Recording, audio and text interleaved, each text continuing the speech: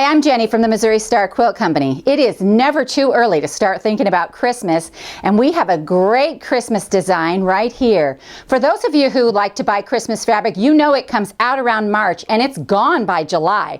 So we have to get started on those projects early. Let's take a look at this great little quilt behind me.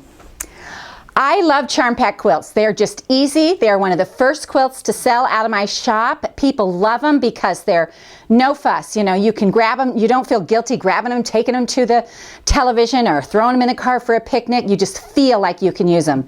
But sometimes you kind of feel like you need to add a little more. So we added the big star to this Charm Pack quilt, and it's just adorable. So to make this quilt, what you're going to need is 4 charm packs, and we've used Winter Wonderland by Moda. You're going to need a yard of white fabric, and that's going to take care of all the white in the star and your first border. And you're going to need 1/4 yard of red, and you're going to need 1 1/4 yards for our border. We've put a 5-inch border on here, and it just sets the whole quilt off and make it perfect. So the first thing you're going to need to do when you want to make this quilt is you're going to have to make the big star. The big star is made using half square triangles, and I do those by sewing 2 squares together, sewing all the way around them, and cutting diagonally both directions. So from your 1/4 yard of red fabric, you're going to take that and you are going to cut 4 9-inch squares. From the white fabric, you're going to cut 2 9-inch squares. Now we have to match these together and sew them. So what we're going to do is we're going to put 2 red squares together, sew all the way around them, cut them diagonally both directions, and then we're going to make 2 identical sets of red and white squares. So we're going to put a red and a white together and a red and a white together, sew all the way around, and cut them both directions. Now I've already cut these, so I'm going to go ahead and cut this one and show you how I do this. So I kind of like to lay it at an angle like this. I lay my ruler end to end, and I have sewn, remember I have put these together, sewn 1/4 inch all the way around. And then I lay my ruler edge to edge like this, from corner to corner, and cut diagonally straight across. Then without moving the block, I'm going to turn it over here and put it corner to corner on here.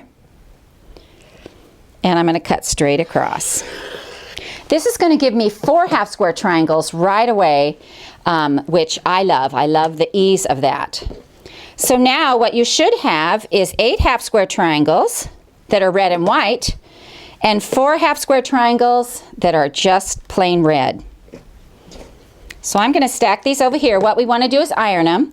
I've got my reds here, and because they're exactly the same color, we don't worry about which side we press to. We just want to press them open. When you iron your white ones, you're going to want to make sure they're pressed to the dark side. So put your dark on top and then just roll the top back and press it open. Now the reason I cut these in 9-inch squares is because the 9-inch helps them fit into the charms so that they fit in here exactly with the charms, and we don't have to make any guesstimates on that. They just fit right in there. Now out of the white, you're also going to need to cut 4 6-inch blocks for your corners. These are your corner blocks right here, and you're going to need to cut 4 of those. So here's how we assemble our star. The first thing we're going to do is we make a pinwheel in the center out of our reds, and it's not going to look like a pinwheel because they're all exactly the same. But if you were to make this star in another print, you would see the pinwheel. But because we want just one big red star, this whole center part is going to be the same fabric. So when you put this center together, you're going to put it together just like you would put a 4-patch. But we're going to go ahead and lay this out and put it together row by row by row. So now what we need to do is we need to add our legs. And our legs are going to come out from the center. So our whites will be matched up like this. It's kind of like making a flying geese unit, because our whites are in the center. Whoop. There we go. And our whites over here. It's going to be in the center. There we go. I'm a little angly challenged. And I'm going to scoot this up here and scoot this up so I have room for my legs down here on the bottom. There we go, that one, and the white in the center. And then we're going to put 4 of these squares. Now how I got the size of these squares is I measured these squares. Whatever size this square ends up, you're going to want to cut those squares for the corner. And mine work just fine with 9 and 6-inch squares in the corner. But you have to remember that it's kind of all based on seam allowances. So you just want to make sure that you check your seam allowances and it will fit in. So here's what we're going to do. We're going to go ahead and sew this star together, and I'm going to start by this row, and I'll sew these 2 and these 2, and then I'll sew row after row after row, and I'll meet you right back here.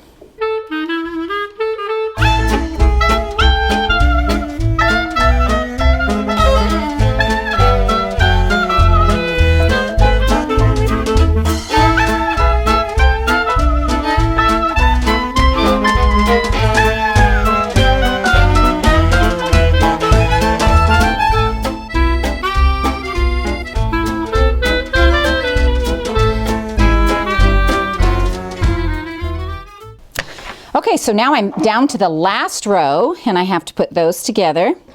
It doesn't really matter which end you start from, because we get a little bit of bias. We can make this fit. And I like to nest up my 2 seams so that they lay opposite each other. You can also clip all your little ears off if you want to, all these little edges off right here. You can iron your seams to the side, or you can iron your seams open. What we're looking for is a flat quilt. So however you want to do that is just okay. So I'm going to go ahead and press this.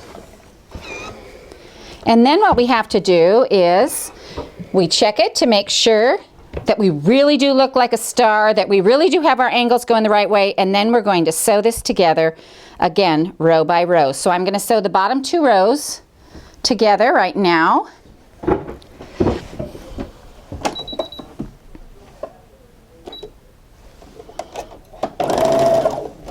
There we go. You want to line up your seams.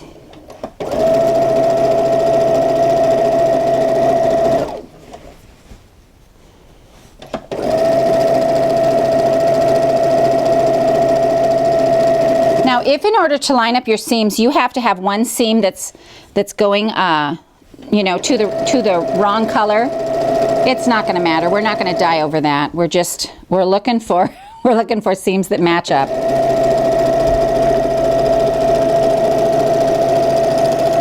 And then we're going to press this open. Make sure we're lined up pretty good, and it looks like we are.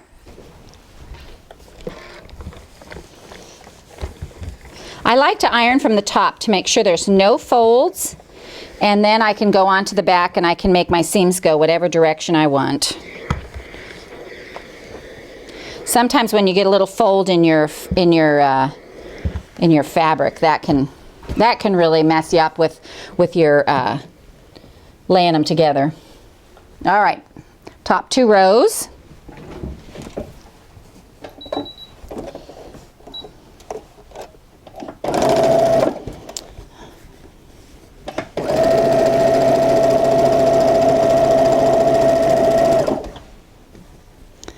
I like to take a couple of stitches and then line up my seams, hold them together with my finger, and then just kind of let them sail along.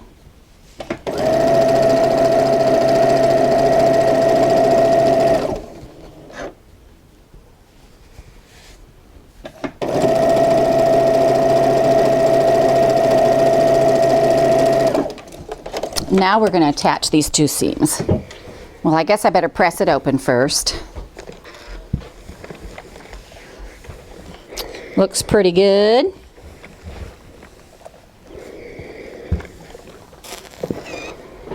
We'll lay these right sides together.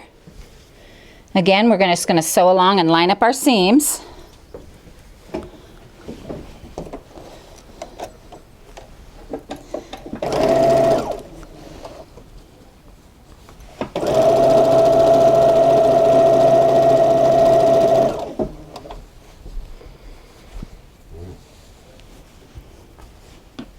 Now if you have a seam that that doesn't really want to fit, use the bias. Use that to make it go where you want it to go. It's really good. And if you have a piece that's a lot larger than your other piece, if you put that piece on the bottom, then the feed dogs will take in that extra material and you'll line up really good.